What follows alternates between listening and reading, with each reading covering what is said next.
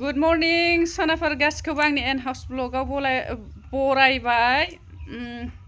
मा होनोमोनलाय happy new year सनाफोर दिनै 1 तारिख ओमफ्राय आं दिनै जेरावबो थाङा सानदोंमोन आरो ओमफ्राय लोगोआ फैदो ज' जोंनावनो एसे जानोसै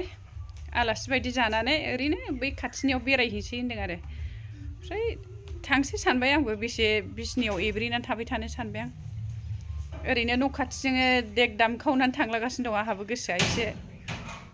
दाउ बायदि बिरनो लुबैखाबाय एसे बिरनोसै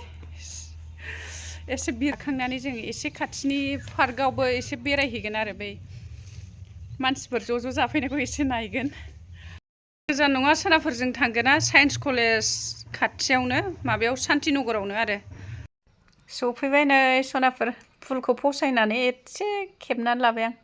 बिराद मोजां मोनो आङो बिदि फुल लाइन लाइन दोनबा आरो सफैबाय नै सनाफोर सफैबाय चलो सफैबाय सनाफोर सफैबाय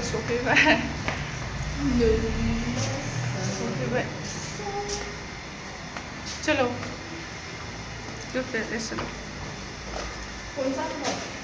सबसे ऊपर नहीं बाबा फोन हरलायबाय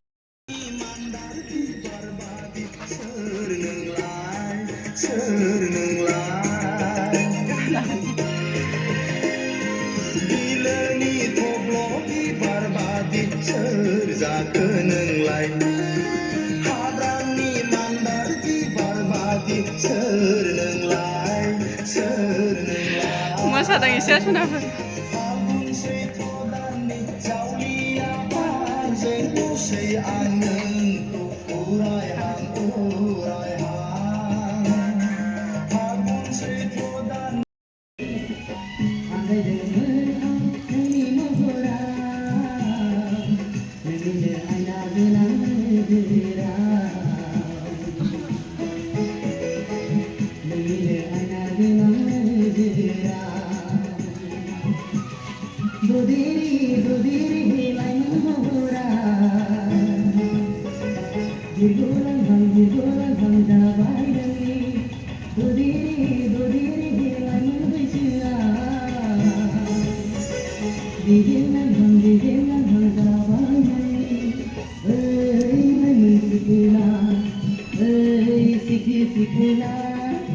जाखां लोंखां जों एसे बेरायहैनो ओंखारबाय लोगोफोर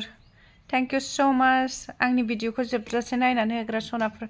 थेंक इउ गोसो गोरबोनिफ्राय अननाय जासिहरबाय सनाफोर खुगानि रावजोंनो